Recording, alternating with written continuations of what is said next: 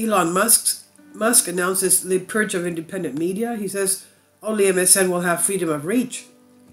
Twitter CEO Elon Musk Friday announced that the big tech platform will resume shadow banning independent media on the platform and will promote trusted mainstream media outlets instead.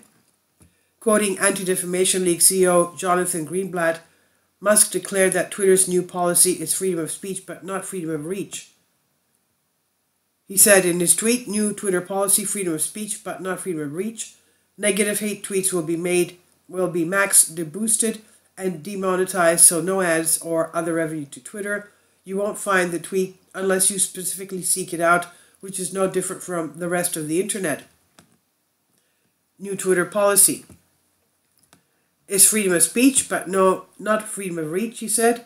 Negative hate tweets max deboosted and demonized, no ads or other revenue to Twitter. You won't find the tweets unless you specifically seek it out, which is no different from the rest of the internet. Note, this applies just to the individual tweet, not to the whole account, he said. Freedom of speech does not mean freedom of reach, is a meme originally published by ADL's Jonathan Greenblatt. Information Liberation reports, freedom of speech is freedom of reach. You don't have freedom of speech if you're not allowed to speak in the public square. Shadow banning and deboosting speech deemed hate is the equivalent of locking someone trying to speak out at a town square in a soundproof box and then telling them they have free speech within the box.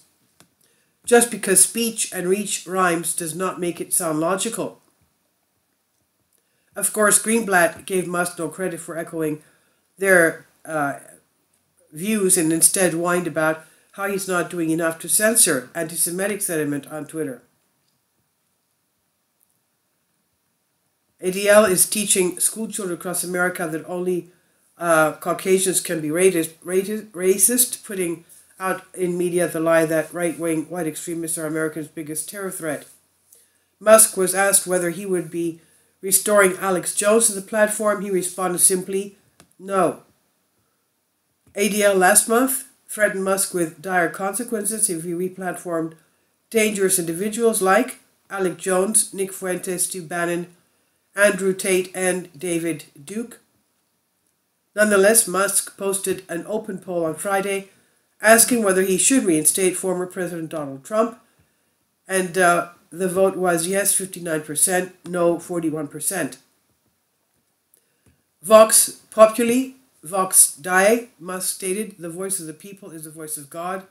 The public voting overwhelmingly in favor of reinstating Trump accounts, but bots are seemingly now skewing the poll back closer to even.